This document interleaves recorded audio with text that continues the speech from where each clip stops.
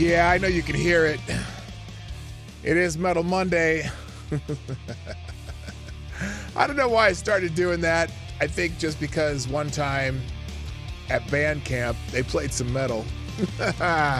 Good Monday, everybody. Happy. Is my mic on? Yes, it is. Hello. How y'all doing? Happy Monday on the Morning Night Live. We're here. We're queer. Get used to it. Or something like that. Anyway, we got a lot of stuff to catch up on from the weekend. I'm opening links as I speak, and we're going to do that thing. So let's just keep it simple. Johnny, play the intro. Ladies and gentlemen, coming to you live from the Lucky Dog studio in a hidden location somewhere in the upper Midwest of the United States of America, it's a brother making his own way, but with all the wrong opinions. Welcome to the Morning Night Live with your host, the one and only P-Dog Knight. Can I get a hell yeah? All right, stop that music. Everybody, good morning. How you doing? Happy Monday on the Morning Night Live. This is 22nd of January, 2024. On a show where we talk about the stuff that happens and stuff that not just happened, but even happening. So, I welcome you to the show. If you're new, I don't know if anyone new here. We'll find out, I suppose, in a minute or during the show. But before we even get started, we already have one donor. Ty Alexander, you are the new Streamlabs Superstar sponsor of the day. Dropping a small bullet in the tip jar. You know, if you want to do that, pdognight.live. And he says, well, it's a little early for me to swear, so I may have to save the actual verbiage, the literal verbiage on this one for later. But it starts with an F, ends with a UCK, and it's not fire truck. F this guy, F him. He sent me an article, and I'm already chuckling. I am chuckling. So it's but yeah, F this guy. Oh. Interesting. I do got my cup of reparations in the USS Arizona coffee cup, and I'm ready to go. Shall we get it started? First, let's say some thank yous. Let's see who's tweeted out the show already. Going into my notifications, looks like Somnambule Nation, ever faithful and steady, obviously, always does that thing. Also, thank you, Jimmy Das Hotep, Somnambule Nation, and Tyler F. for retweeting my tweet of the show, which is fine. I mean, you don't have to tweet yourself. You don't want to, just retweet me. And I know I'm still calling them tweets because it's a habit. It's the same old app formerly known as Twitter, and they're still tweets even if people call them posts, because most people still say tweeting like a little bird. And so anyway, do me a favor while you're here already. If you hear my voice, you're already here. Share the stream, wherever, anywhere. It doesn't have to be on the app formerly known as X. Share it somewhere where someone else might say, "Hey, I'm gonna go watch that." Oh, I almost swore again. Anyway, I'm going to watch that shit. You know what I mean? And maybe they'll enjoy the morning news coming from some guy in his basement with this lovely studio and the studio lighting that makes me look lighter than I am, and all that stuff. So please, sharing is caring, and it helps. It's a way to sponsor the show without dropping dollars into my tip jar. Although I will absolutely appreciate that too. Thank you, Trippy Liberty. See, I say it and someone does it. Thank you, Trippy Liberty, for reposting my post of the show. Or no, you reposted Somnambule Nation's post of the show. That's fantastic. I'll take that too. So I appreciate it. And Jimmy Das Hotep, same thing. All right, let's get it started. Appreciate y'all by saying hi, because I like to say hi to everybody. First in the chat over on Rumble is Mr. Avocados Diabli, which means he gets the bell. Thank you, sir, for joining us.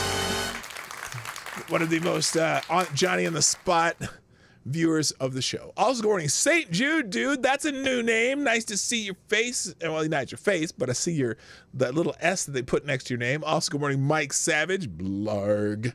And I don't know, Rumble is still developing, and we'll see. It says 6 are watching, which one was me. So there's 5 people besides me having a window open to Rumble watching on Rumbles. I like that. And you know what's funny? A lot of times, a lot of people watch the replay on Rumble. I don't know if that's because it gets out there randomly, whatever, because I only have 280 followers on Rumble. But apparently people watch the replay on Rumble, and I appreciate that. So if you're watching a replay, here's what I appreciate you doing. Just drop in the comment section. Drop a comment in the comment section saying these words. I was here. You can spell was however you want to. You can do W-A-S, you can do W-U-Z, I could do W-I-Z, you can do whatever. I don't care. Just say I was here. Because I'm curious who all these people are watching the replays on Rumble. So just drop that little I was here in the comment section, not in the chat, because I know you're here if you're here in the chat during the show, but after the show, you got to do it in the comment section. So do that. All right. On YouTube, good morning also. Avocados Diablo gets the bell because he's just quick. He's Johnny's on the spot. You know that? Remember that? I think it was an insurance commercial. Might have been State Farm. There's $1 on the floor, and this woman's trying to pick it up, and the dollar moves. And she tries to pick it up again, and the dollar moves. And she tries to pick it up again, and the dollar moves. And there's an old man with a fishing pole. Doop, doop, doop, doop. And he says, "You got to be quick." Yeah, you got to be quick to beat Avocados Diablo because he's absolutely quick on the thing. You know the thing. Yes, the thing. He's quick on the thing. Also, good morning, Kara Soldier. Welcome, Tyre Alexander. The gentleman Lich is here. Good morning, sir. Also, good morning, my friend Trippy Liberty from the internets. Simon Wolfwood, Jesse Leon, Attack Alpaca, Patio Furniture, Lord Stanhope's in the house. Also, good morning to anybody else. Number one is here. Hello, number one. JB's in the house. It's a slow start because I didn't give you a lot of time to figure out how to get in here. But there's 17 people, 9. Hit the like button, share the stream, and drop a deuce in the tip jar. I'll clean it up, no worries. That was a bit on Amazon Women on the Moon, only there it was an apple. Oh, yeah. Well, I didn't know that, but it was in a, I want to say a State Farm, either State Farm or Progressive. One of those two had the old guy, something about saving dollars and shit. So anyway. All right. Shall we talk about some news? That's kind of what you're here for, right? And, another notification. What's there? Oh, Mike Savage. Thank you. Who's the great... Oh, oh man, someone was ripping on, King Randall, the dude that has the school down in Augusta, Georgia. I think it's Augusta, Georgia. Is it Augusta? No, maybe it's Montgomery, Alabama. Anyway, he has that school for boys, the ex-school for boys down south. And some guy just was ripping on him this weekend on X. And I was like, something about, because he has, he does all kinds. See, Thomas, oh my gosh, kapow, what's up? He has this school for boys, right? Oh, Jimmy Das Hotep's in the house too. I should have known that. What the hell? Jimmy Das Hotep, there you go. Hi, morning, y'all. I prefer Rumble. It just acts weird if I am driving or something. Oh, okay, cool. Well, I'm glad you're here. So anyway, King Randall has this ex-school for boys, right? And it's a school basically that it's a boarding school that he built and has brought in great certified teachers, and they teach life skills though too. So these boys, it's a boarding school for kids. You may usually a lot of times single mothers are possible problem kids that get to go to this boarding school, and it's all through donations. They all go there for free. He has they do schoolwork. They do real schoolwork, math, science, reading, whatever. But they also do life skills. So they all learn how to do things like change brakes on cars, or do work on cars, or how to drywall, stuff like that. Things that they can work if they decide to go into trades. They do some basic trade school shit too. And they do they have classes on manners. They had a class on etiquette, right? And he was showing this little class on etiquette where the boys were learning that if you're sitting at a table and you got 2 forks and a knife and a couple spoons and whatever, that was teaching them basically just basic etiquette on which forks for what and whatever, because so they're not confused if they go out to dinner or something. And some dude was ripping on him for teaching them this, and it's like, well, do you teach them math? Do you teach them English? Blah blah blah blah. And I'm like, dude, have you clearly you've never heard of this man and what he does with these kids. He does amazing stuff. He takes them on field trips to like Washington D.C. He takes them all over the place, and he's got these great teachers. Whatever, all these kids are the most, just from what I've seen, they're all respectful kids. They learn how to be men. And so I'm like, dude, have you ever heard of this school before? Have you ever paid attention? And he's like, oh no. And then he went and looked it up, and he's like, oh damn, I'm sorry. I didn't know anything about it. I thought this was just some stupid shit you're teaching them. What? So they know which fork is for the salad? Yes, because you know what? If you don't know that, you're like, there are people who don't know that shit. So anyway, wait, what? I am not here. The ceiling is up, I think. Same with the temp compared to last week. Oh, you're not here. Okay, I'll pretend you're not here, C. Thomas. C. Thomas in the YouTube chat is not here. There you go.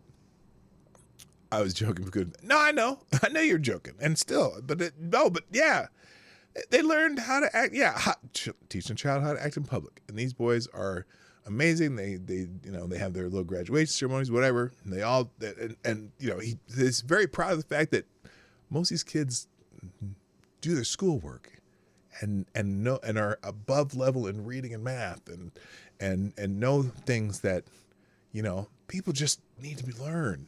Basic life skills. So it's really cool school. Anyway, what brought that up because one of the notifications in my Twitter feed was that someone talking about that. So anyway, thank you, Joshua Lepretre. I don't know who Joshua Lepretre is. If you're watching the show, I hope you're here. I hope you're enjoying it. Thank you for retweeting my show. Oh no, that's an old one. What? He's got the Mayor Pete. That's episode 1002. That's over 1,000 episodes ago. What is going on here? Why are you retweeting that? Who knows? That's weird. That's someone. That must be a bot. Maybe. I don't know. Doesn't matter. All right. Let's start talking about what's happening in the world. I don't have a special day today, and Tall Person's not here, so I guess I'm just going to have to... If anyone has a special day they want me to promote, let me know. But Steve Perry is trending, the former singer from Journey.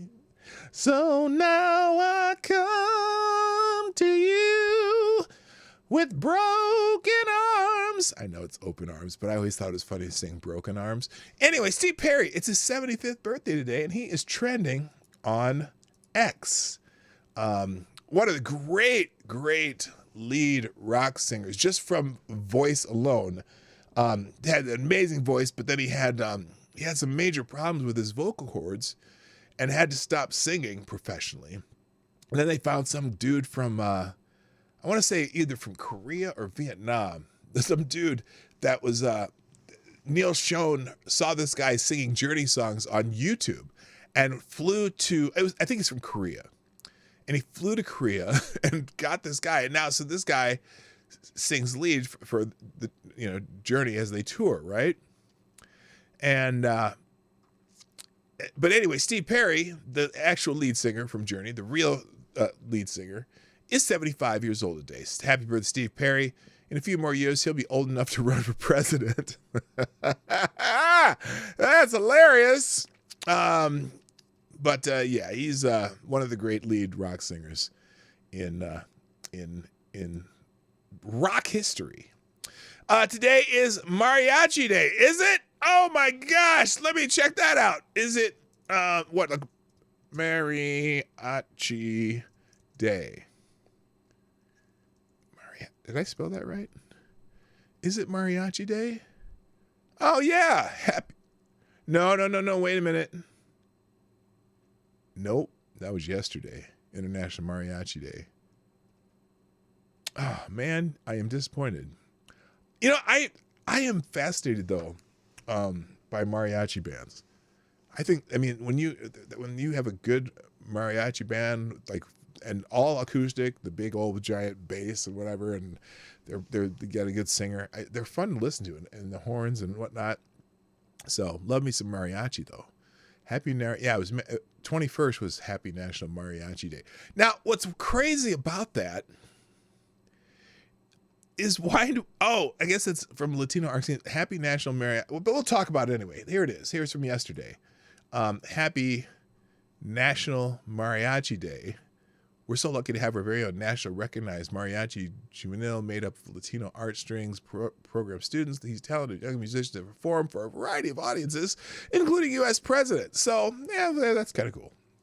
So we'll keep it here anyway, because it's it was on the weekend. I don't normally stream on the weekend, so we'll include National Mariachi Day right behind Steve Perry. By the way, all the links will be in the in a single link in the outro and the description at the end of the show. One tab link will just take you everything we go through today. So if you ever want to find stuff that I'm talking about, you can find it in that link. Hit the link, they'll be listed all the way down. All right, next, we kind of throw in some breaking, or so to speak, economic news. Well, Macy's, the iconic U.S. department store, announced Thursday. Wait, why is this up here today? Today's Monday. Well, okay, I didn't see it Friday, I guess. They announced Thursday that they are reducing its workforce by approximately 3.5%, the equivalent to about 2,350 jobs, as the retailer seeks to cut costs and revive flagging sales. This comes alongside plans to shutter 5 of the brand's department stores in Arlington, Virginia, Leandro, California, Lihue, Hawaii, Simi Valley, California, and Tallahassee, Florida this year. Affected employees were also notified of the layoffs Thursday. So it's, look, retail, big box and whatever retail is struggling. I shouldn't say, well, basically it's just a department store, but department stores we saw that, was it last week? Was it Home Goods or something? The company that does home goods, we're getting rid of a lot of people. They're closing stores. I think the online thing is here to stay. Online buying shit is here to stay. Good morning, Big Dro. Good morning, Aaron Meredith. I see you. Welcome. And Zed the Snarky. Nice to see you too. All right, moving on. March for Life. Now this is interesting. I did not see. I'm surprised the March for Life was not trending on X this morning. It trended on 3 days ago, maybe. What was that? It was January 19th, which was Friday. And I didn't see it trending that day either. But the March for Life, the pro-life faction had about 100,000 people that showed up in Washington, D.C. And so here it is. Here's Life News has this picture. Does this have sound? No, it doesn't. Anyway, so this is just a video of the march in Washington. They do it every year around this time. Now, what's interesting about that? I was thinking about that when I saw some news about it on Saturday. Some people were putting some clicks. In fact, one of the big ahs of that was Michigan coach Jim Harbaugh showed up at the March for Life, and that was a big deal. But when I got to thinking about it, you know what happened 5 years ago at the March for Life? Because remember, my show is 5 years old, right? And the second week of my show at the March for Life, shouldn't it be called January for Life? Well, I don't know. Good morning. My favorite Canadian Yaker ponies in the house. 5 years ago, think about this. This was 5 years ago that, wait, where's it? 5 years ago is where this happened. Nick Sandman. That's when the fake Vietnam vet Native American Indian dude, calls casino, not call center, got up in Nick Salmon's face, and everyone yelled at Nick Salmon. And so lots of people, there it is. What's his name? What was the dude's name? Nathan Phillips, that asshole, got up in Nick Salmon's face, and there was a big old hubbub, and then everyone figured out after the video, there's plenty of video showing what actually happened, and we realized that it was actually Nathan Phillips who was the aggressor in that case. And lots of people, now, I don't think Nick Salmon got millions and millions of dollars. Everyone likes to say that he got millions and millions of dollars. He got settlements from CNN and a couple other outlets, but I don't think it was for millions and millions and millions of dollars. But he may ended up $1 million or something, but it wasn't like everyone's like, oh, he got $250 million from CNN. No, they settled it. And then there was a couple things where, what is this? This is the appeal for something. Panel of 3 judges, Cincinnati, affirmed lower court's dismissal of last year of defamation lawsuits by former Covington Catholic High School Salmon against 5 national media outlets, including the Enquirer's owner Gannett. So some of it was dismissed, but some of them had already settled, so they didn't get in on this dismissal. New York Times, Rolling Stone Magazine, ABC News, CBS News reported statements by Phillips that were objectively unverifiable and thus constitutionally protected opinions. There's a problem with this, though. And I don't know if this went farther on, if it got to an en banc decision or whatever, but this is when the 3-judge panel uphold the dismissal. He was a minor at the time, and they were factually false information they said. So I don't know. We'll figure it out. But anyway, that was 5 years ago. Can you believe it? 5 years ago. Good morning, Green Badger Outdoors. Good relevant time of day to you also. And also good morning, Selected Boy. Yeah, boy. And thank you, C. Thomas. Kapow! Dropping a deuce in the tip jar via YouTube Super Chat says, oh, the Chief Firewater incident. Yes, the Chief Firewater incident. Kudos to Nick Salmon. All right, moving on. Also in the news,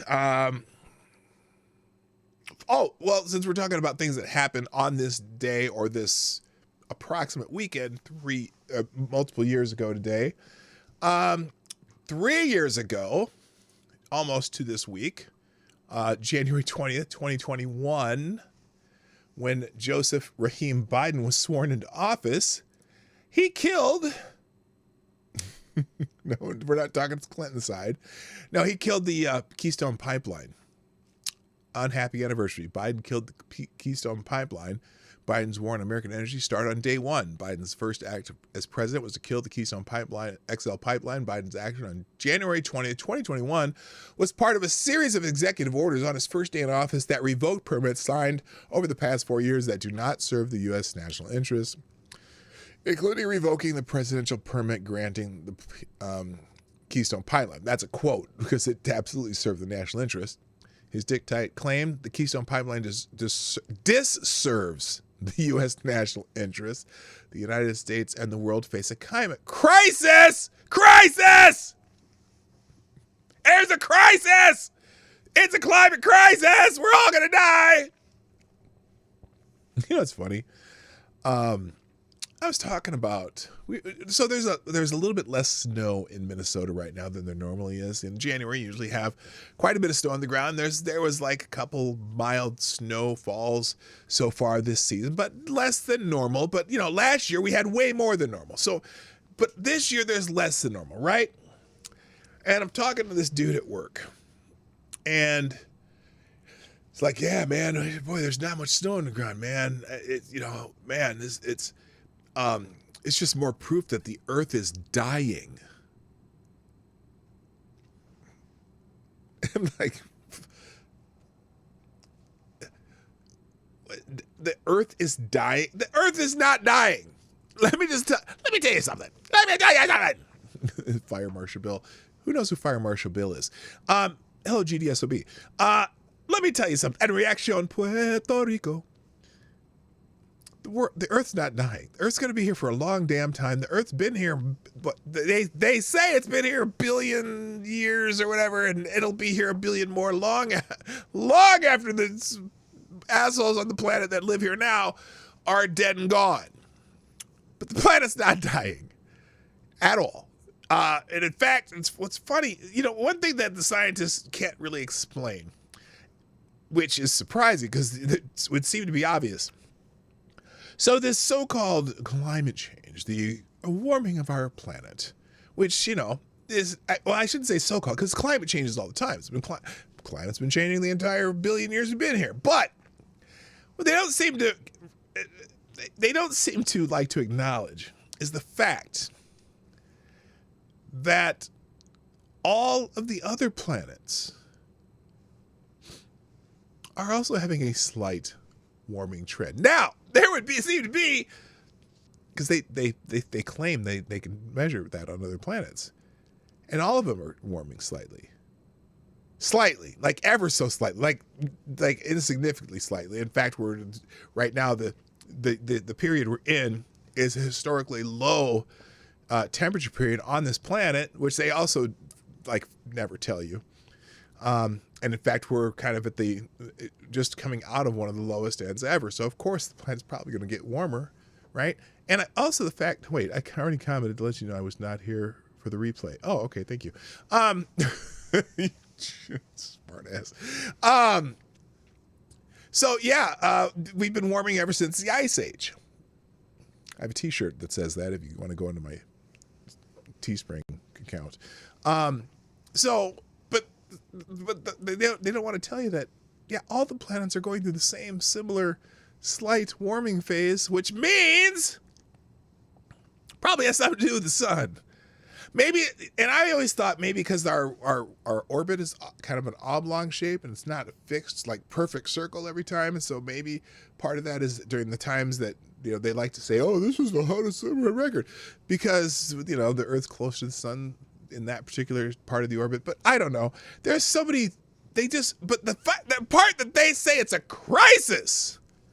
Oh my God, it's a crisis. And the only way to fix any crisis when it comes to government is they want to take more of your tax money. They want to tax you more. In fact, they're talking about a carbon tax. There's fucking Republican senators voting for a carbon tax in the United States right now. Oh, you motherfuckers. The only solution they have is, well, we have a problem and it's a crisis.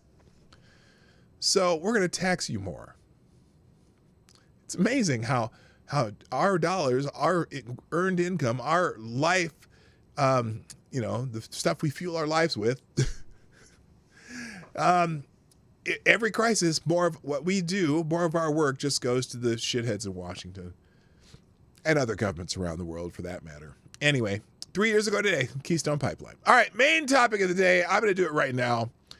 Oh, wait, let me do Tyre's article first because this is actually, I don't know if I find it humorous, but it's just interesting. It's interesting. LeVar Burton, remember the star of the series Roots, Alex Haley's Roots, that they put on TV back in the 70s. And my family, we watched every episode, man. We were like glued to the TV. We watched every episode. It was fascinating. It was, very well done, written, a fictional account of what he found of his ancestry, right?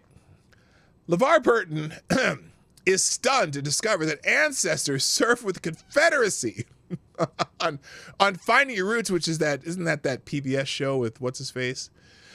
LeVar Burton just took a look at his family tree and was shocked. I'll say shocked about what he found. The Reading Rainbow host appeared on the latest episode of PBS's Finding Your Roots, where he discovered that one of his ancestors served in the Confederate States Army. The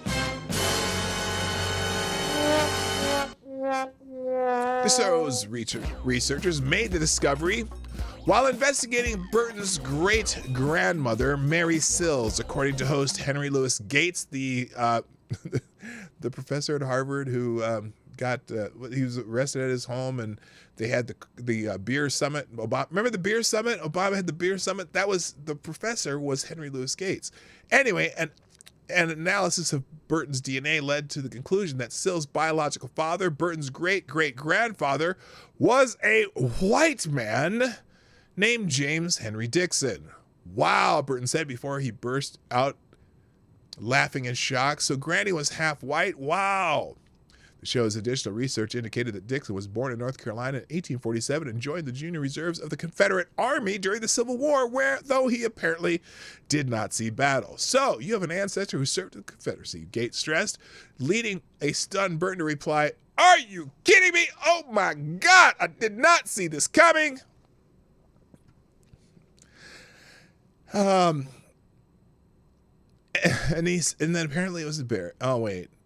As an adult, Dixon's father had a child with an African-American woman who had been born into slavery. Gates went on to explain he died in 1906. He reportedly had at least 9 children and more than 40 grandchildren, meaning Burton has an extensive network of white cousins, the host said. So I'm sure, especially if you're the star of Roots, you played Kunta Kinte, a.k.a. Toby, and you find out that you have a relative that was in the Confederacy. I'm sure that would be shocking. I'd be tripping, I guess.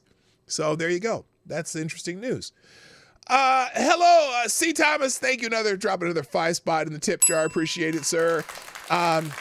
Who says, remember, climate crisis is just code for them to take your wealth and freedom for themselves.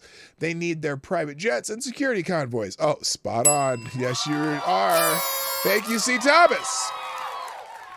Thank you for sponsoring the show. Don't be shy about sponsoring the show. Good morning. Unacceptable views, by the unacceptable views. I need to enunciate. All right, let's move on. Now, the main topic of the day is Ron DeSantis has dropped out of the race, the Republican nomination for president. And he had an announcement. I'm not going to play it, but lots of people are talking about Ron DeSantis today. Someone named Brendan Nilly DeSantis. Oh, and by the way, well, we'll get to the meltdown of the DeSantis supporters. Oh boy. But anyway, here, let's just go to the article. There is a tweet topic thread, trending topics threads of people talking about it. I'll put that in here, but let's just go to articles about it, a little bit easier. But one of the main points that most people are making is there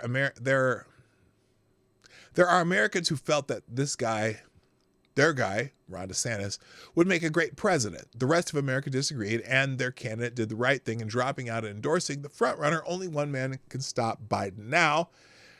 And he says that would be Donald Trump. Now,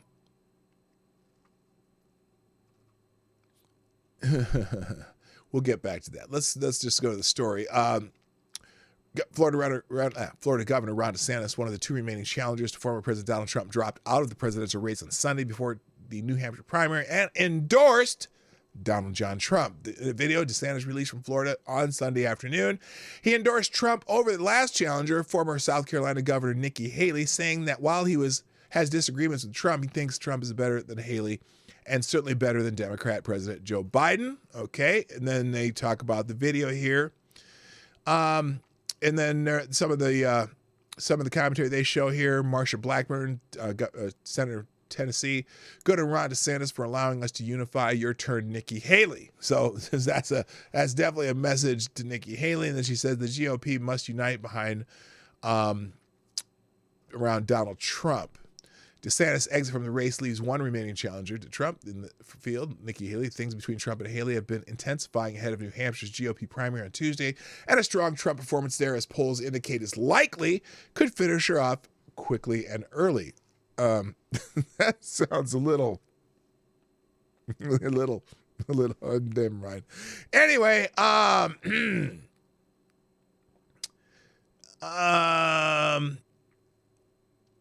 and then before the race turns next to Nevada and then to South Carolina, Haley is not even going to compete in the Nevada caucuses. and which means DeSantis' exit from the field essentially ensures unanimous Trump victory there, as only one other candidate, Ryan Binkley, the great Ryan Binkley, who got slightly more votes than former Arkansas Governor Asa Hutchins in the Iowa caucuses, is competing in Nevada. Okay, that's a nobody. Trump will win the Nevada caucuses.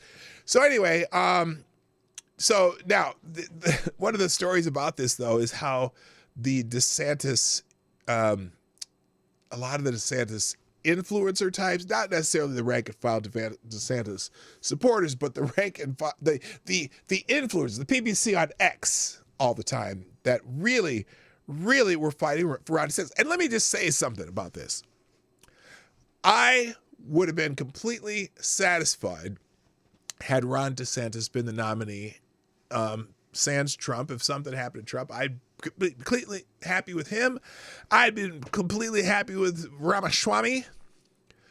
I would not be happy with Nikki Haley or Chris Christie. Sorry, Chris Crisco does not belong in the presidential seat. He was just there to be a dick because he hates Trump. And I have no confidence in Nikki Haley. But you talk about, she has made some really dumb statements in the last couple of days too. But just she's running on her body parts. Seriously. I mean, if you listen to her, she's like, oh, she's making it about body parts, as in her vagina. And I don't want to hear about that anymore at all, period. Not at all. And so anyway, but the DeSantis people, oh my goodness. His influencers are expressing disappointment in the governor's decision to drop out of the Republican primary race Sunday, as many are posting salty messages such as "we reap what we sow" and others, but not all, making it clear they do not intend to unite behind former President Donald Trump. Well, we'll see how that, if they hold their nose in November, if they're that really, whatever. But so a few examples. Jenna Ellis. So Trump made this statement. With only a few days left until President Donald J. Trump's victory in New Hampshire, we are honored by the endorsement from Governor Ron DeSantis and so many other former presidential candidates. It is now time for Republicans to rally behind President Trump to defeat crooked Joe Biden and end his disastrous presidency. Nikki Haley is the candidate of the globalists, the Democrats who will do everything to stop America First movement, from higher taxes to decimating Social Security, blah, blah, blah, blah, blah. Okay? Jenna Ellis is not happy. Oh, it's Governor Ron DeSantis now, is it? Because he was calling him Ron Sanctimonious. No more Rob DeSanctimonious? We're all just supposed to forget? They think so? I don't. The audacity here is to use the line, "It's time to choose wisely," instead of trying genuinely to recruit DeSantis supporters. Oh, what is she saying? What did she say here? Instead of trying to genuinely recruit DeSantis supporters, the Trump camp takes a parting shot at Bob Vanderplatz and evangelicals who wanted to be post-Trump, she asserted. Now, I must have missed the shot, so-called it, Ron Vanderplatz. Bob, he's a Nikki Haley's guy. Now, and Jenna Ellis, it was all just a psyop. And you still trust anything that Trump promises? Because he said he's dropping the name Ron Sanctimonious. Here it is. Here he is saying, I'm not going to say Ron Sanctimonious anymore. Today, pop up here. There we go. Said, will I be using the name Ron DeSanctimonious? I said, that name is officially retired. Yeah, okay, he's not running against Ron anymore. A lot of people are comparing Trump to Ted Cruz because of this. Because, he said some nasty shit about Ted Cruz too. I get it. I get y'all are butthurt right now. But come a month from now, are you still going to be butthurt? Hello, Brent Hayes. How you doing? And Rick Ashbringer. Many of DeSantis supporters were never Trumpers. Yeah, I know. And there are, but a lot were Democrats, not Democrats. All the Democrats are supporting Nikki Haley. That's who they want. And that's why they're going to primaries and caucuses, changing the registration and voting for her. It'll be interesting to see if they can do that with any significant numbers in New Hampshire. I don't think so. Trump's way out ahead in New Hampshire. Like, he was doubling them combined, I think, in New Hampshire. And I don't think that's going to change. Maybe some of those DeSantis voters will go to Nikki Haley. I don't know. It'll be interesting. Someone here says, Robert Salvador, we are not uniting behind Trump. List of things his hired guns have done to DeSantis supporters. Called Casey's cancer fake, doxed women, children, racist, sexist, and anti-Semitic post. What? Wait a minute. His hired guns made racist, sexist, and anti-Semitic posts? Attempted to get them fired from jobs, smear good people? Trump, thank fat piece of shit warlord Dilly, whoever the hell that is. Chris Nelson, fuck you, Trump. Oh, well, that's eloquent. Never unite. Never unite. I don't even have a sound for that. Here's what I say to all of the really pissed off DeSantis supporters. Your life makes me sad. There you go. All right. Anyway, there's a whole list of them. Meghan McCain, I will not vote for Trump. I will not vote for Biden. Oh, this is Meghan Marie, not McCain. Those on the right will say, let's vote for Biden. I say having Trump as a nominee already solidified Biden's win. Well, not so fast. It doesn't seem like it. Slim Total, what's up? All right. Dem talking points. Damn right they're dem talking points. All over the place. Steve D. Oh, now wait a minute. A sad day for America. Steve D's. Excellent and classy closing message, but I wouldn't expect anything less from such fine people as Ron DeSantis and Katie C. DeSantis, a sad day for America. I'm struck by the fear we made the same mistake the currently Senate generation has consistently made time and time again, and puts us closer than ever to losing this one exceptional country. That's a STEM talking point. We will lose our democracy if Donald Trump is voted in again. These people are deranged. And hello, Robert Banks, what's up? Dilly is the guy who has a group that makes memes. They are really good at it. Oh, I'll have to check them out then. Let me go follow this Dilly guy. Let me find Dilly here. Where's Dilly? Oh, this guy. The main reason why I'm not fully backing Robert Kennedy Jr. yet as a DeSantis supporter is I have seen him kissing Trump's ass way too much lately. He's saying that Robert Kennedy's kissing Trump's ass. No, he's just telling the truth about those stupid ass lawsuits. Here, let's find Dilly here. I'll put Dilly on the board here. You can follow Dilly. Dilly 300, Brendan Dilly. Oh well, he posted that. So anyway, let's just leave it at that. The many of the DeSantis faithful are very salty right now. Maybe they'll get over their anger, maybe they won't. But the man that they wanted to be president says, "Get the fuck over it. We have more important things to defeat than Donald Trump." That would be Sponge Brain Shit Pants. Okay, thank you, Black Hebrew Israelite, dropping a deuce on Streamlabs. Who says, by the way, good morning, sir. That's right. He says the jokes write themselves. Kunta Kinte, great granny, had jungle fever. Oh my God. Grampy, not granny. God damn it. That's right. Kunta Kinte wasn't a descendant of kings and queens, but from a slave master. That's right. Does Kunta Kinte believe that white lives matter, or is it okay to be white? That's right. Stop it. Stop it. Just stop it. I read it, but just stop it. No. Moving on. Also in this topic, we already did Trump. Here's Byron Donalds he was on Newsmax, one of my favorite Congress peoples. Byron Donalds says,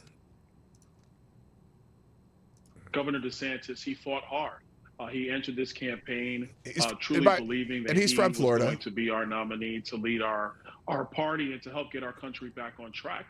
Republican voters stood strongly behind President Trump.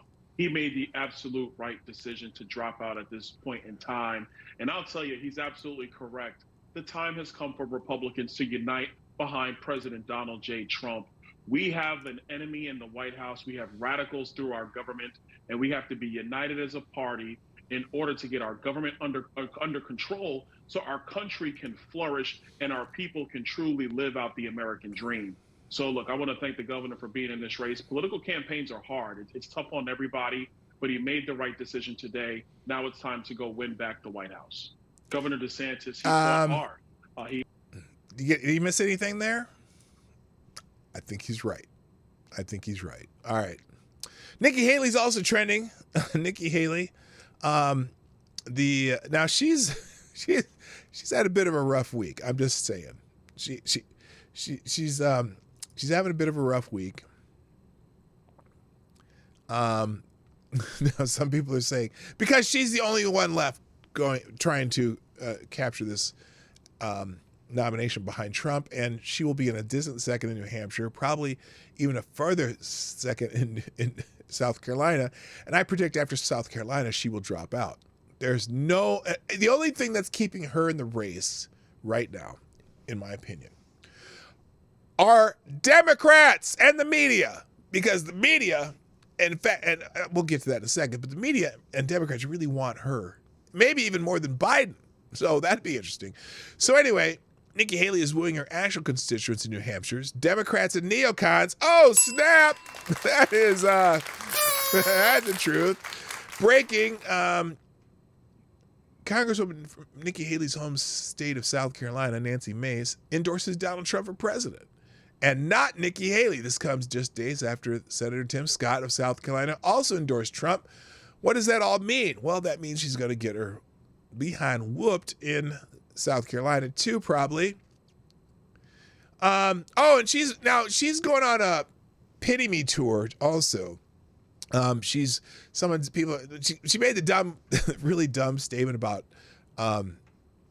racism. Now, I suppose semantically you could say this has never been a racist country, but I don't know. That's a dumb statement to make in this political atmosphere, and it's, most people would say that's objectively not true, right? Well, so she's on this tour talking about how she was, she claims that she was teased for being a brown girl when she was young and whatever, because, she's Indian, call center Indian, not casino Indian. And so, but, most people, it's funny because a lot of black people, I was like watching some, on Instagram, people talking about her. And this one reverend was talking about how she mentioned this thing about being bullied for being a brown girl back when she was young. And a bunch of people in the comments like, that's not a brown girl, that's a white woman. Because, if you really know, she kind of just looks like a tan white woman from the United States, but both her parents are from India. And so, but she's saying, and even Terrence Williams here is joking about, well, if she claims being teased and bullied for being brown, and he says if Nikki Haley's a brown woman, then I'm a white man with blue eyes and blonde hair. But no, she has ancestry from India. So anyway, this is interesting. Guy says, guess who I just ran into in Manchester, New Hampshire? Well, I was doing a hit for Real American Voice News from the Red Arrow Diner. Governor Sununu walked up. I should have phrased it when Nikki drops out. Well, the governor of New Hampshire has endorsed Nikki Haley. Hello, John Payne. Thank you for subscribing. I don't know if you know why you subscribed. If you're watching the show right now, put something in the chat, and I'll say hi to you there too. C. Thomas, thank you, dropping a deuce in the tip jar. Who says only bots back Nikki Haley. Well, on X, they're hard to find on X. This Nikki Haley op is next level insane. Oh, here it is. Nikki Haley's New Hampshire directly lobbied for dark money giant that helped Biden win the 2020 election. Well, now, it's interesting they brought that up because I think one of Nikki Haley's biggest backers is a huge Democrat donor. But anyway, so predicting New Hampshire, Nikki Haley fails to gain momentum in New Hampshire. Voters, political experts, and large donors are highly skeptical of former South Carolina Governor Nikki Haley's chances of winning the New Hampshire Republican primary on Tuesday, saddled with stagnant polling and damaging reports about her personal life in the final days leading.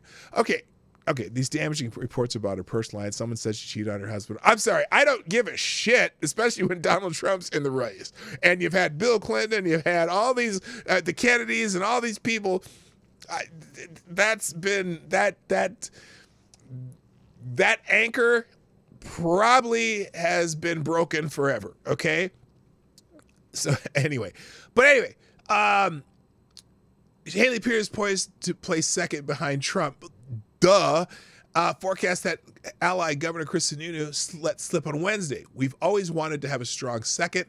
That's the only expectation we ever laid out there, he told ABC News. Damn, Sununu said the quiet part out loud. Suffolk polling Thursday shows Haley trailing Trump by about 14 points, dampening enthusiasm for Haley's campaign about voters. And honestly, New Hampshire is probably your only chance in the next couple months of primaries and caucuses, because it's the only state where there's enough, how would you describe them? Liz Cheney fans to vote for Nikki Haley. Anyway, Dave Carney, the New Hampshire-based Republican strategist, said the energy in the state appears solidly behind Trump. You don't see the frenzy, the frenetic activity, he told Politico. You don't see the movements that are usually going on here where you have folks crisscrossing the state trying to get every last vote. Many voters feel the lack of frenetic energy at Haley's campaign stops. Nelia Teft, an unaffiliated voter from Center Conway, said Haley did not answer any policy questions from the audience at a random Bretton Woods, at a rally at Bretton Woods. Instead, Teft said she preferred to pose for the media. Yeah,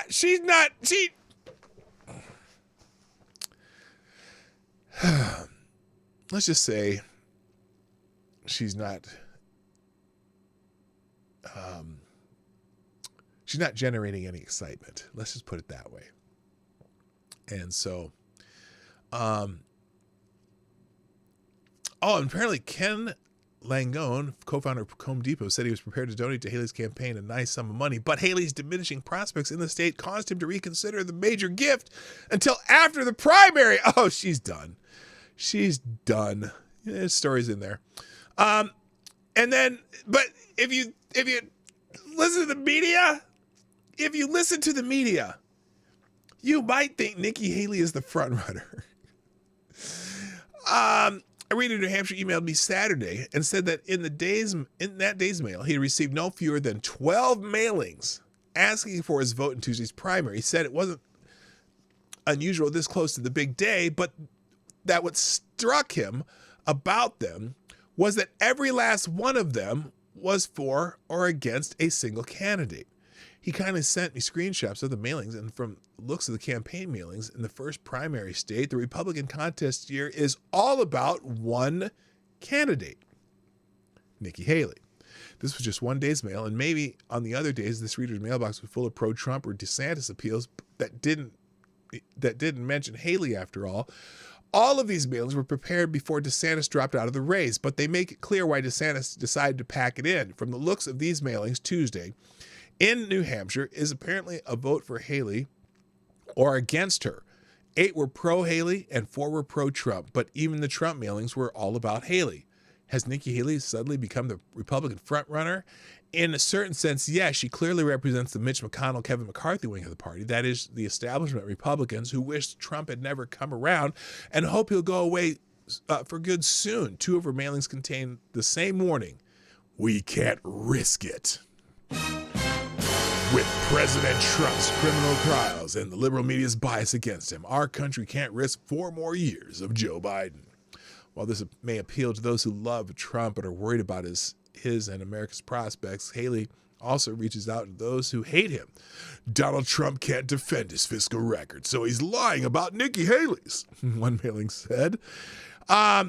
Anyway, the point is they're wasting a lot of, they're killing a lot of trees for this campaign over up in in Hampshire.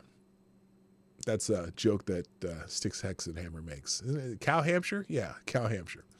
All right, and then, but then the other article here, can someone tell Nikki Haley it's over? Guess it's over. Call it a day. Sorry that it had to end this way. From the beginning of the GOP primary season, I said I didn't think Donald Trump deserved a coronation. Voters needed a choice. I strongly believe that every race has always been a two-person race between Donald Trump and Ron DeSantis.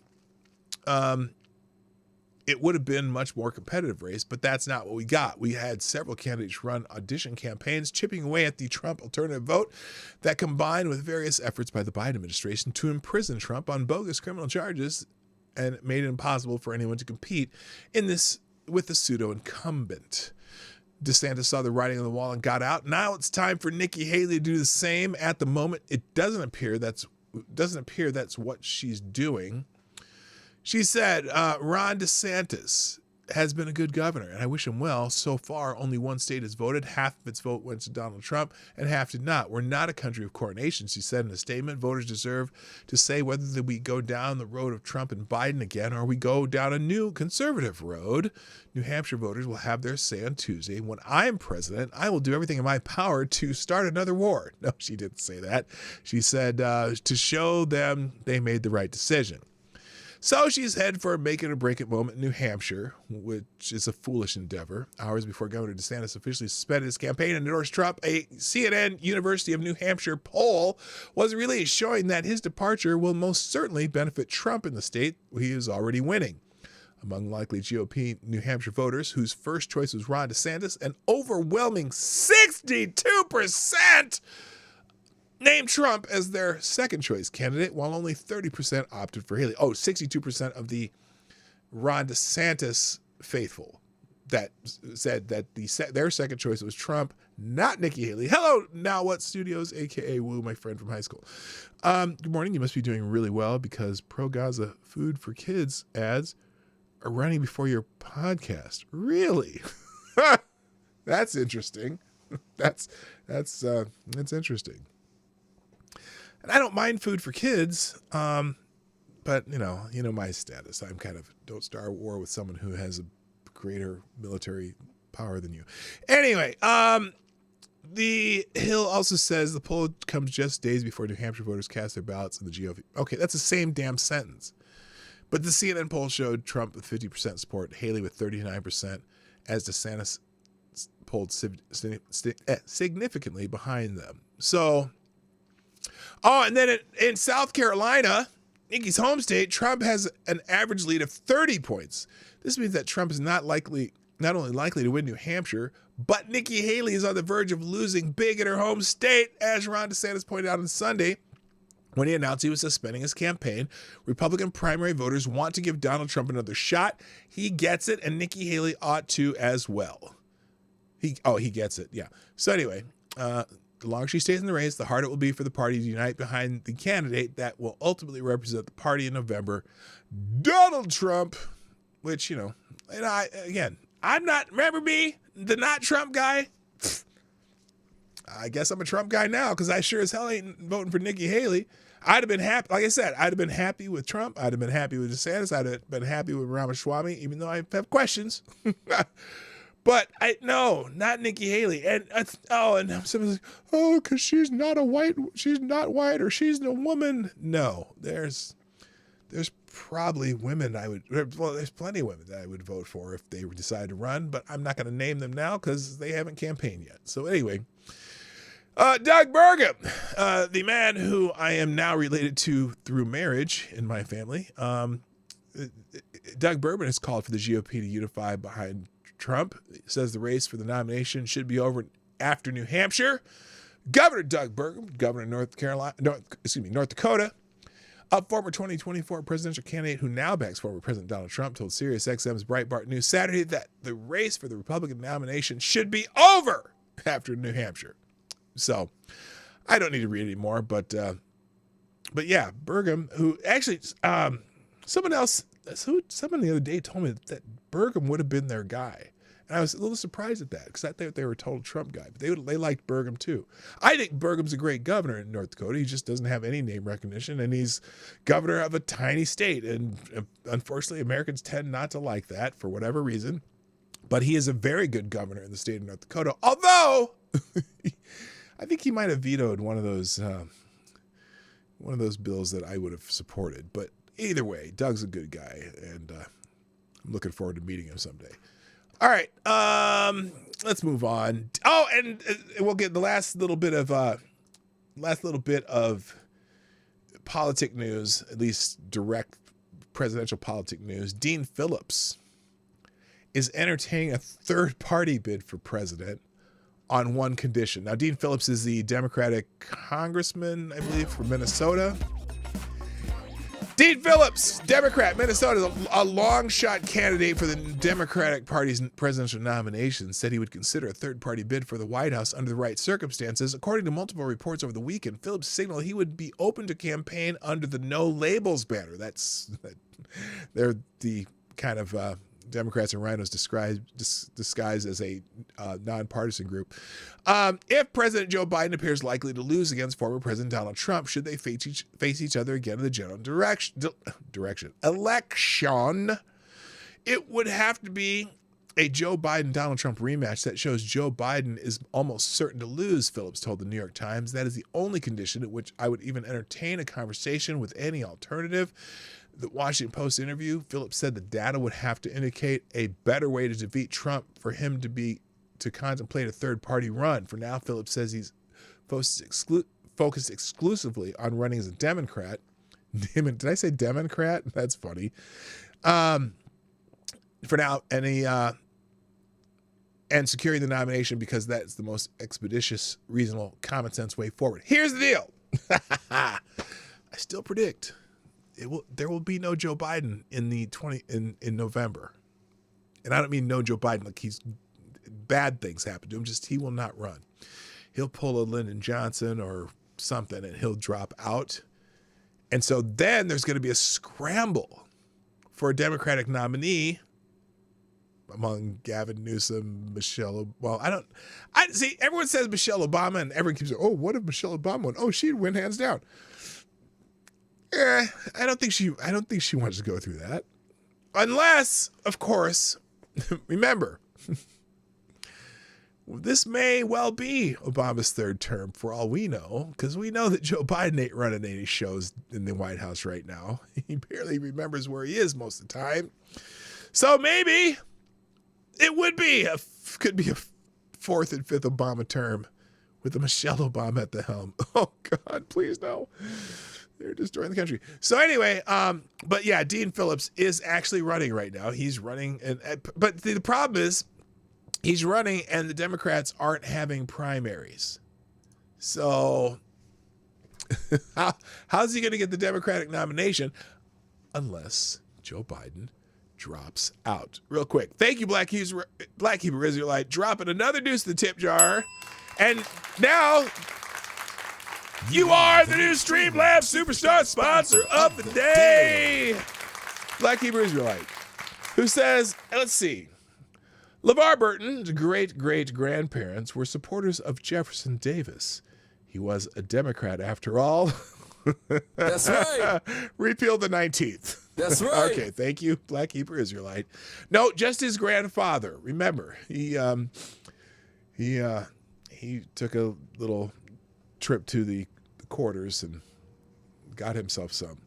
So anyway, let's see here. So enough about Dean Phillips. All right, other news.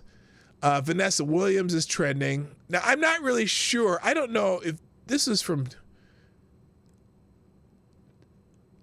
Okay, this is a parody account of Vanessa Williams. Never mind. Just the other Nikki Haley news. One of the things she was talking about over the weekend was she claimed that when she was young, now remember, she was born like around 1970. She claims that she was kicked out of a beauty pageant because because she was brown. Now, she was born in the 1970s, so a lot of people bring up the fact that, hello, you know who won Miss America in 1984 about the time you might have been in a beauty pageant?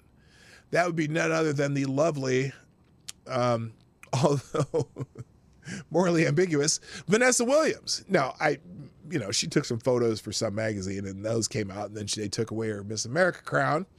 But the lovely and talented Vanessa Williams, who is a gorgeous woman, even at her, in her, she's what, 56, 57 years old now.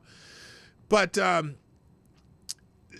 so someone says every black American woman should be offended by Nikki Haley stating she was too brown and disqualified from a beauty pageant. When Vanessa Williams won Miss America in 1984, she would just be a role model for my black American granddaughter. So anyway, maybe the reason Nikki Haley was kicked out of a beauty pageant in 1980s was more like, had nothing to do with her being brown.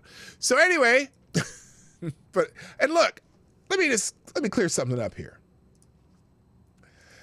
I actually like and respect Nikki Haley for her accomplishments in her life. She was a good governor in South Carolina. I don't know how good she did with that UN shit, but she was the ambassador to the UN, and she's a very accomplished woman. I just don't think she'd make a good president based on some of the shit she's been saying on the campaign trail. So I will not support Nikki Haley. And if by some chance, God forbid, she ends up the Republican nominee, well, I might hold my nose and vote for her. I don't know. Unlikely. But I'm sure not pushing that button ever. So, that's why Vanessa Williams is trending. The feds are trending because, for multiple reasons.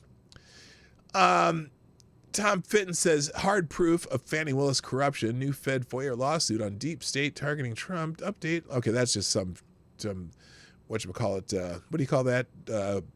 What's Judicial Watch shit? I don't know what that's about. But one of the reasons Feds is trending is because these Patriot Front assholes are showing up again. Apparently, and people are laughing because every time Patriot Front appears, Conservative Inc. unanimously attack them as Feds, but I've never heard conservatives say anything this based or true. Now this, what is this? So is this one of the assholes from Patriot Front? Let's see what this is. Let's see what this dickhead says. New York has been in the news quite a bit lately.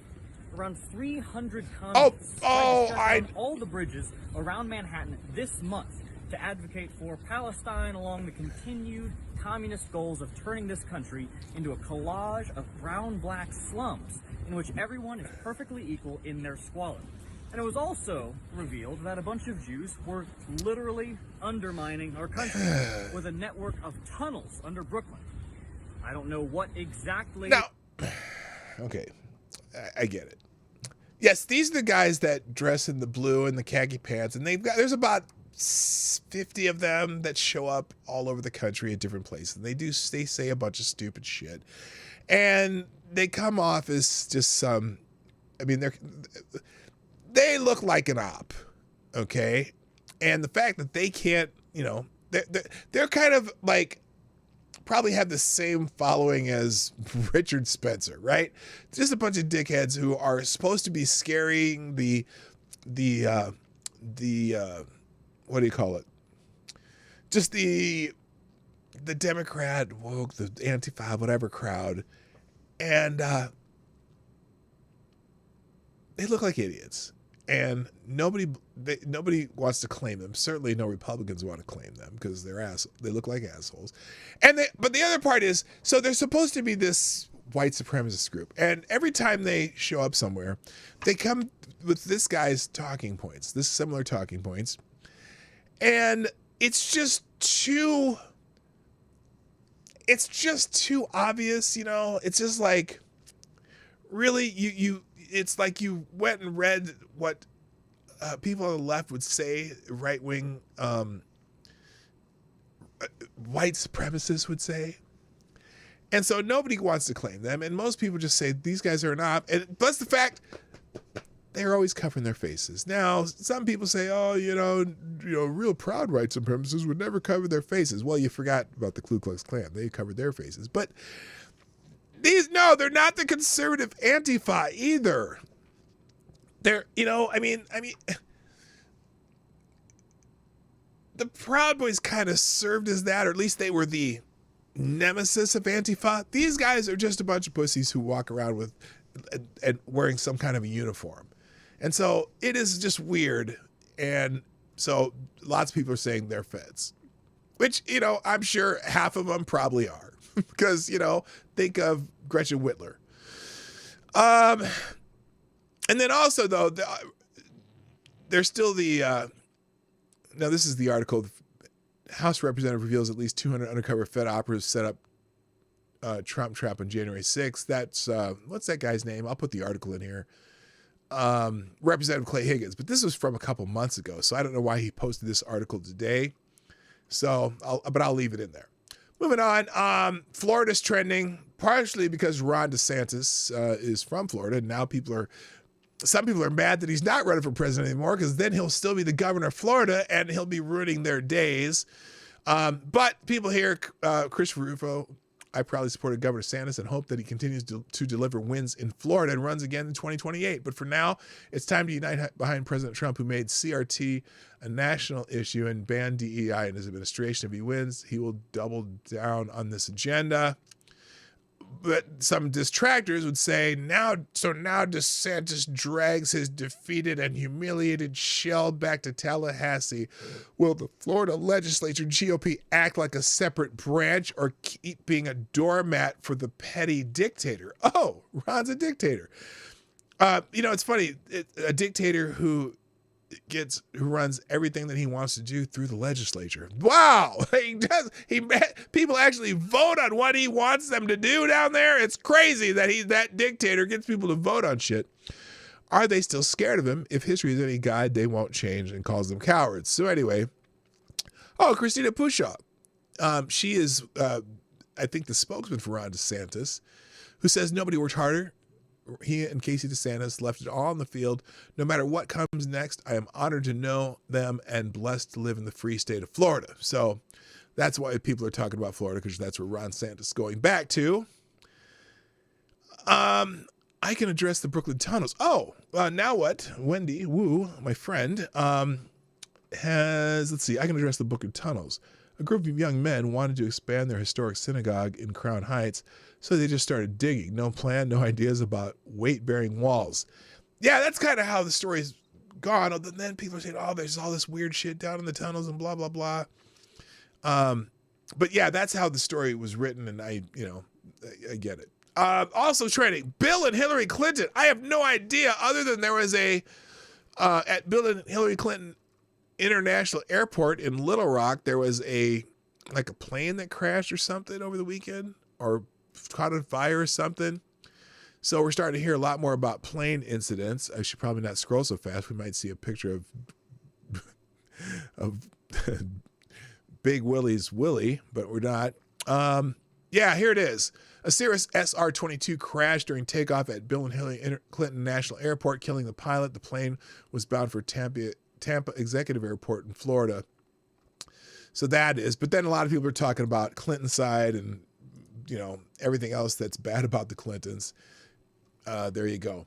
By the way, on that note, I didn't realize that the count was this high. The Clinton body count. Complete breakdown on the Bill and Hillary Clinton body count. Over 170 people who were connected to the Clintons in some form or another, either had dirt on them or were about to testify, died mysteriously. This is a two-hour expose on this. So if you want to watch that, that'll be in this link for the Bill and Hillary Clinton today. In fact, I'm going to make a separate link for this one. Let's do that, because if you want to watch that, I might actually watch that today. Who knows? If I have some time, we'll drop that in the links today. All right, moving on. Biden is trending. Well, Why not? Apparently, there's a woman suing the Biden administration or the Department of Homeland Security and Health and Human Services for $100 million. Her autistic daughter, Kayla, was raped and killed in Maryland by an MS-13 gang member in July 2022.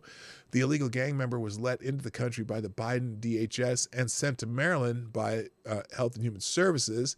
He had gang tattoos and was on a list of MS-13 gang members in El Salvador. They let him in anyway.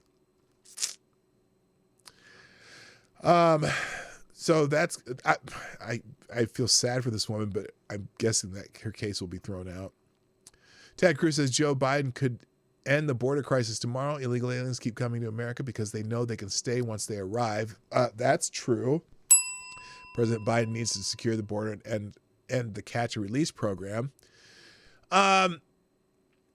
Also, though, now what is this? Oh, in addition to destroying videotape depositions and burying some written transcripts at Biden White House and DHS, the January 6th committee deleted files right before Dems were mandated to turn over all the committee records to the House GOP. Yeah, we knew this. There was a cover-up, obstruction, contempt of Congress. So that's there's a story in the New York Post about that. I'll link that also. I'm not going to go through it, but I will link it for yous.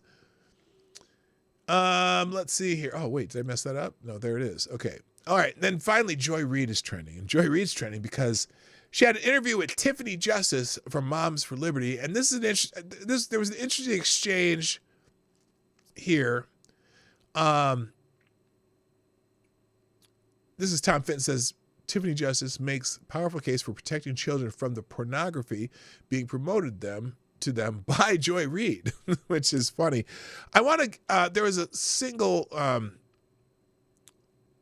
there's a clip here that she posted just of a few seconds of this interview. And where is it? Here it is. Hopefully this is it.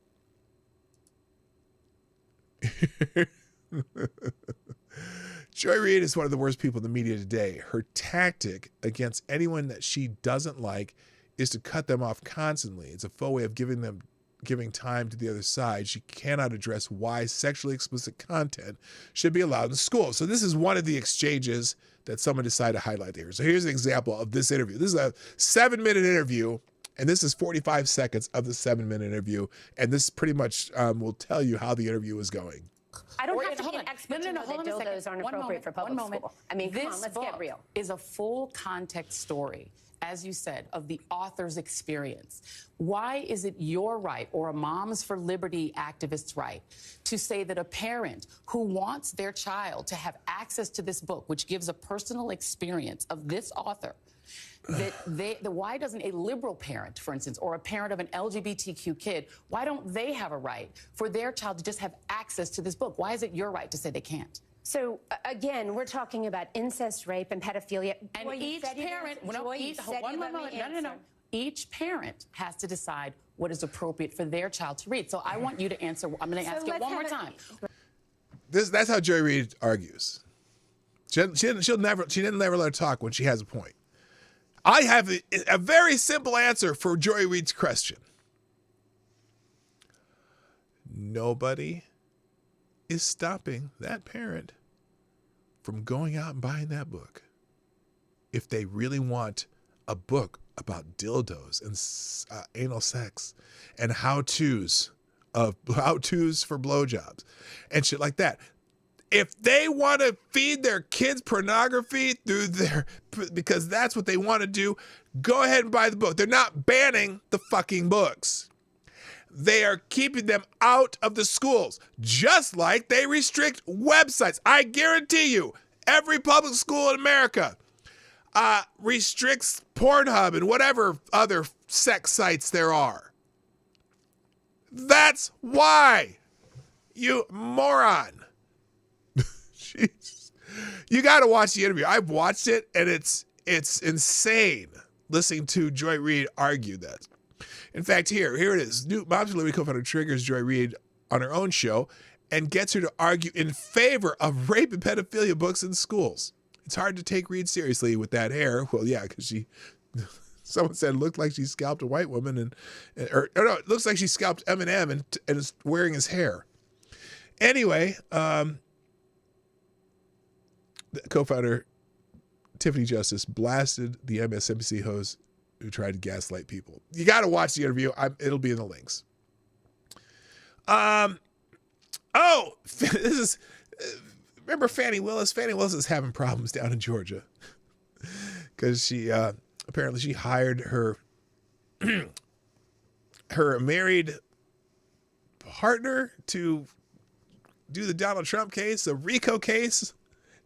This guy's a personal injury lawyer, and they hired him to be part of the team for the RICO case, paid him over $650,000, and that happens to be the same guy she's stripping, and also has taken some lavish vacation with the man. And apparently in 2020, she said, "I certainly will not be choosing people to date that work under me." Well, what about the ones that are on top of you? Anyway, video service late this week, I can't even say it because I'm laughing at myself, of Fulton County District Attorney Fannie Willis promising on the campaign trail in 2020 that she would not date people with whom she worked, which comes as she faces allegations of doing just that. So there's video of her saying that. Nobody cares. It's just laughable. And it may get her case, it may hurt her case down there in Georgia, among other possible Supreme Court decisions. But let's move on, though. Trump's bid to toss the Colorado disqualification will settle the insurrection argument. Yeah, I've been arguing with someone about this all weekend on X periodically when in between whatever else I was doing. That I've been saying, it explicitly says in the 14th Amendment, because they say that, Section 3 of the 14th Amendment, where if you participate in insurrection, you'll be disqualified. Well, first of all, you got to decide, how do you determine if someone was participating in an insurrection? You have to make sure that someone knows it was insurrection. Like, who decides that? And then also, who imposes the penalty, right? Can a state court impose a penalty from the Constitution? Well, normally, some things that are in the Constitution, certainly the states are expected to enforce, except, because the 10th Amendment says that anything that not explicitly part of the not designated to the federal government, the states can enforce, right? Well, there's a little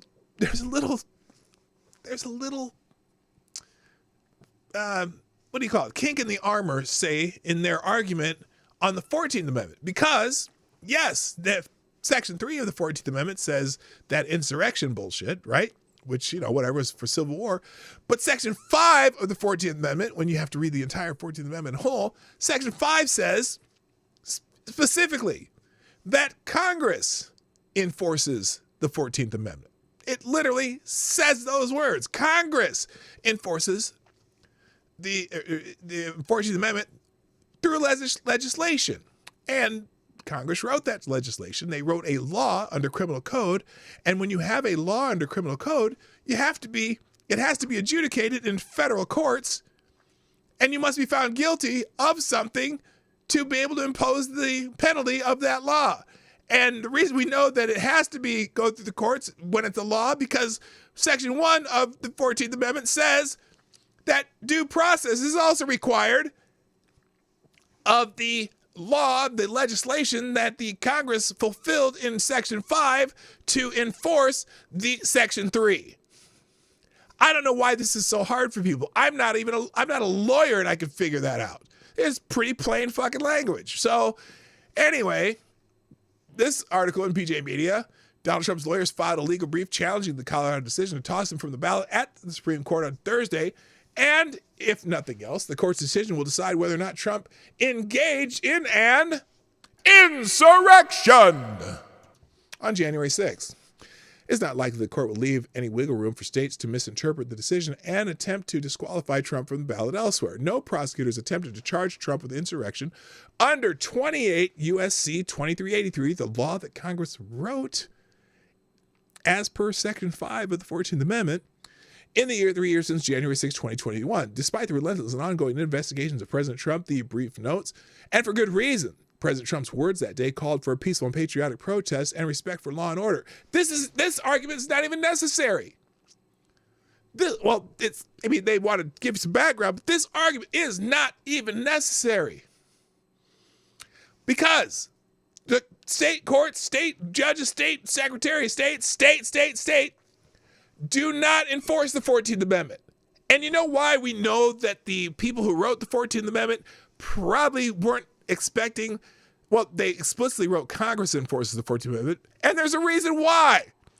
Because the 13th, 14th, and 15th Amendment happened right after the Civil War, when those states that left the Union probably weren't going to get any more power by an amendment to the Constitution. The 13th, 14th, and 15th Amendment are all federally controlled amendments. As in the 10th Amendment says explicitly, anything not explicitly, under the control of the federal government, guess what? The 13th, 14th, and 15th Amendment are federal jurisdiction. The states, they're not going to say, because if after the Civil War, Georgia and South Carolina, all you states that left the Union, you can decide whether or not you can be in control of these amendments. Yeah, I don't think so. It's probably very unlikely. I should write a brief, a amicus brief from some layperson in Minnesota on this. It's just stupid that they think that the 14th Amendment can be adjudicated by the states when it explicitly says the penalty is, or any execution of the 14th Amendment explicitly says Congress through legislation.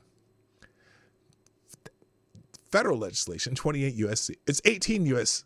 I thought it was 18. It's not 28. It's 18 U.S.C. 2380. They got the wrong one on here. Anyway.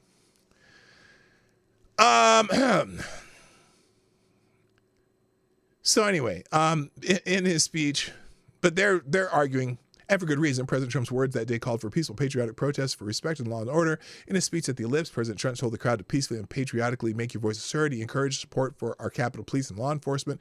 President Trump also sent tweets throughout the day instructing his supporters to remain peaceful and stay peaceful. He released a video telling the crowd to go home now. That's true as far as it goes. But as Reason Jacob Slullam points out, the lawyers left out crucial context of the brief. The description omits crucial context, including 2 months that Trump had spent ginning up his supporters' outrage with phony claims of stolen election. His message is encouraging them to attend a rally that he said would be wild, and the apocalyptic rhetoric of his speech at the Ellipse, which warned Congress that they was about to destroy democracy by anointing a pretender as president. We're going to have somebody in there that should not be there, he said, and our country will be destroyed, and we're not going to stand for that. If his supporters did not fight like hell, he warned, you're not going to have a country anymore. In this context, it was completely foreseeable that at least some of Trump's followers would resort to violence when he directed them to march on the Capitol in protest against the imminent certification of Joe Biden's victory, notwithstanding his instruction that they should do so peacefully and patriotically. Well, what do you mean? Why notwithstanding his instructions? Those instructions are critical to prove that no matter what else Trump said, he wanted his followers to remain peaceful. Deliberately ignoring them is exactly what the Colorado case is about. You can cherry pick Trump's statements for months prior to the riot and paint a picture of a man. Okay, this is irrelevant. All of this is irrelevant from a Supreme Court standpoint. The 14th Amendment says that Congress enforces the 14th Amendment through legislation. They've written the legislation, a criminal law, 2383. Nobody has even invoked the criminal law. Nobody has even invoked the criminal law. He hasn't been charged anything in the criminal law. Criminal law has to go through due process. You cannot just declare somebody participated in an insurrection and take away his privileges and immunities, which is also written in the 14th Amendment. Because there's legislation, there is a law. Section 1 of the 14th Amendment, which has Due process is required. Someone argued with me all weekend that because it never said anything about having to, that he doesn't have to be charged or doesn't have to have, you don't have to prove, what was the argument they made? Something like that, you don't have to prove he was part of an insurrection. And how do you know he's in an insurrection? Who decides that then? It says so right in the 14th Amendment, Congress, through legislation. But people are arguing, well, no, you don't, you can't. And then they said, the argument was, well, you can't write a law that nullifies Section 3. That would be unconstitutional. 18 USC 2383 uses the exact same language as Section 3. It codifies Section 3. It does not nullify Section 3. By codifying it, making a criminal law, then you have to go through the due process to take away the rights and privileges of somebody through adjudication. It's insane. It's insane that this person argued with me all weekend too. I'm like, you're dumber than a doornail. Now wait, that is an insult to doornails. All right, let's see. Oh, Biden threatened to use military jets against citizens again over the weekend. He was in a speech talking about, if you want to fight if you want to fight the American people, the gun laws, and here he said, and I love people who say the blood of liberty, or excuse me, the tree of liberty is water with the blood of patriots. Well, guess what, man? I didn't see a whole lot of patriots that are out there walking around making sure that we have these weapons, Biden said. And if you really want to worry about the government, you need an F-16. Wait a minute. He did it again? He threatened American citizens with F-16s? What an idiot. All right. Let's see. Tucker Carlson is saying that the government planted the pipe bombs at the Capitol on January 6th. They still haven't figured out. Who planted those pipe bombs. It's really the greatest mystery probably on Capitol Hill ever. They have no high hypnagogic bunk, by the way. So Darren Biate, he's been doing a lot of research on it, and they're starting to get the different camera footage around DC, and they're showing how nonchalant the Secret Service, and so supposedly, Vice President Harris was at the DNC headquarters where one of the pipe bombs was found, the other one was found by the RNC headquarters, and after they had been alerted to it, as you watch the video, all of these Secret Service people or whatever around the security around the building, they were like so nonchalant about walking around and looking at it. And one guy walked up taking photos of it and whatever. Almost like they knew that it was non-functioning. So there's a whole story about it here. You can read that. The only other articles I have left I can't get to. Surprise, the global elites have set their sights on a new target, free speech, at the World Economic Forum. How long is this clip? Maybe this is a short one. For a long time, I was on Twitter, and now it's become such a toxic place that I've concluded it's not a worthwhile place to spend time. And as you've said, it is exhausting. So you do have to pick and choose, and you have to think about where the places where you can get your message across. But I am trying to figure out, I have given up on X, what a scary name that even is, right? I'm so scared. I don't know what the alternative is right now. So the question of the social media, I must say that I have abandoned Twitter too. Now, a lot of these countries that are represented at this thing already like to censor people and put people in jail for saying bad things that you're not supposed to say. Hello, select. Oh, I said hello, select boy earlier. So it's not a surprise that the people at Davos want to regulate social media. Because it's a toxic environment, and we talk about because people tell you, because people disagree with you. Yes, it's toxic when people disagree with you. They think you're an idiot, and they'll tell you. And I think that's their right to do so, because you might be an idiot. Solution on that, but I think one day it will come the moment of the code of conduct in these places, because journalists, if you spread crazy news and insults, and if a journalist says racist things, he can be amended. Exactly.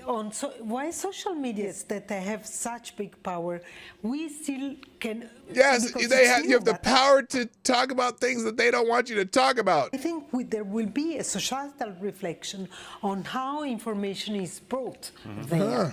Of course, on X now there is also the policy of the owner that is problematic. But I think the problematic owner who thinks that you should be able to say whatever the fuck you want, and people will fact check you in real time using community notes, and people can argue and have different opinions. God, what problematic policy of the owner! My God. Hi, Mark Smart. How you doing? A problem of the society of the future, the deontology in social media. Yes, people saying what they want to say is just problematic. The other ones the other articles I'm just going to gloss through. By the way, welcome, Mark Smart. Nice to see you again. And Jen T, what's up? Free media from Trump feels like 2016 again. Yeah, Trump gets all this free media. That's why they don't run his speeches, because they know they're giving him too much free media. But there's a whole article on this in the American Spectator. Apparently, this woman, Tiffany Cross, is blaming Joe Scarborough for her getting canned at MSNBC. Her ratings sucked, and she was very annoying, and so she's saying that. She claimed that Morning Joe host Joe Scarborough played a role in her abrupt exit during an episode of her newly launched podcast, Native Land Pod, hosted by Angela Rye and Andrew Gillum. Oh my God, that's a scary trio. Cross-referenced Scarborough's at MSNBC he's MSNBC's favorite white boy. You're fucking a white And claimed she was pushed out for not wanting to spend all her time covering former President Donald Trump. Bullshit. Your ratings suck. Thank you, C. Thomas. OFC, the WF wants to revoke our right to talk back. Exactly true. Thank you for dropping another deuce in the tip jar. Appreciate it. Anyway, she's got to blame the white man because her ratings sucked. Let's see. Biden and Abbott have set the stage. Oh, yeah, this is going to be interesting. This fight between Texas and the United States as far as the border security. An article about this feud between Biden administration and the state of Texas over the southern border set a stage for one of the biggest immigration fights between the federal government and a state government in more than a decade. Republican Governor Texas Greg Abbott recently had his authorities seize the city's property along the southern border, arresting migrants crossing illegally for trespassing, which the federal government was vocally opposed. The Biden administration subsequently asked the Supreme Court to intervene, arguing that Texas is overstepping its authority and sparking a legal battle the high court hasn't seen since 2012. This will be interesting because, unfortunately, the trend for the Supreme Court is to defer to the federal government and shit like this because, the immigration technically is under the executive branch, but Texas isn't arresting people for the same thing that the United States is supposed to test them for or arrest them for. Hello, anonymity T2, by the way. Here, let's give it an ace here. The Homeland Security Chair thinks they have the votes to impeach Mayorkas. Now, the problem is impeaching Mayorkas isn't the problem you have. Removing him through the Senate is the problem you're going to have. They might get every Republican to vote for his impeachment, for his dereliction of duty. But even if they do impeach him and have impeachment trials, it's very unlikely that he's going to be removed by the Senate, which is Democrat majority. So interesting, but worth the time to embarrass him, but not worth the time to actually do anything. I think it's just anytime they're not passing more laws and taxes, I'm fine with it. Apparently, the Chicago organized retail burglary ring has been allegedly led by a newly arrived illegal aliens. That's a new one. So, story on that in Breitbart. In Daily Caller, Mike McKenna. Wait, did I close the wrong window? Yes, I did. Hang on a second. Reclose, open, close tab. Oh, no, that's not it. What the hell's that doing? All right, that's not it. Anyway,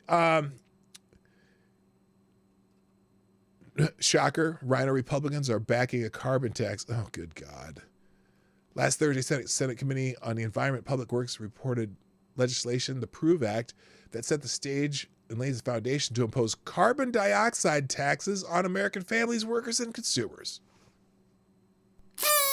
Fuck yeah. Let's see. Here's the Republicans who need to be primaried. Senator Kevin Cramer from North Dakota. An energy producing state, John Boozman from Arkansas, Senator Lindsey Graham, and most inexplicably, Senator Cynthia Lummis from Wyoming, another state that produces energy. So, FTG to all four of those assholes. Let's see. Oh, why the Biden administration's multi-billion-dollar EV charging program has short-circuited. Yeah, we already talked about that a couple weeks ago. And then in legal insurrection, apparently, Chinese scientists submitted the genetic sequence of the coronavirus to the United States database in 2019, 2 weeks ahead of China's official disclosure. Which means they had more information on it. We'll have to go back to that one tomorrow. Anyway, I got to go, guys. Thanks for joining me today on the Morning Night Live. You have been a delightful audience and very chat participating, and I appreciate it. But, if you want to participate more, it's still not too late to share the stream or hit the like button. In fact, we got 50 people here and only 28 likes. That's a problem. So show the love. Support the show by hitting that button. And also, if you want to sponsor the show, 24 hours a day, pdognight.live is open. You don't have to wait for super chats to put something in the chute. And I appreciate everyone who's able to do that. Thanks, C. Thomas, Tyre Alexander, Black Hebrew Israelite. I think that's everybody who's done it today. For sponsoring the show today. Greatly appreciated. You all have a wonderful day. I'll be back tomorrow, same time, same channel. And you have a great day. My name is P-Dog Knight. And I'm out of here. Bye-bye. Links will be in the chat shortly. Bye-bye. Hey, this is P-Dog Knight. And thanks for watching today on the P-Dog Knight channel. If you have an observation or remark you'd like to make about this video or my channel, I absolutely welcome you to write it in the comment section down below. I really look forward to hearing from you. And before you go, if you like what you saw but you're not already subscribed, please make sure you hit the subscribe button and definitely click that bell that pops up afterwards so you'll be notified when I post new videos or when we go live. I broadcast my live show, The Morning Night Live, Monday through Friday at 10 o'clock Eastern, 9 o'clock Central. A special thank you to all the supporters of this channel who share our videos on social media and who make donations through Streamlabs, YouTube, Venmo, and Cash App, which are all linked in the description down below. Thanks again, and until next time, I'm P-Dog Knight, and I'm out of here.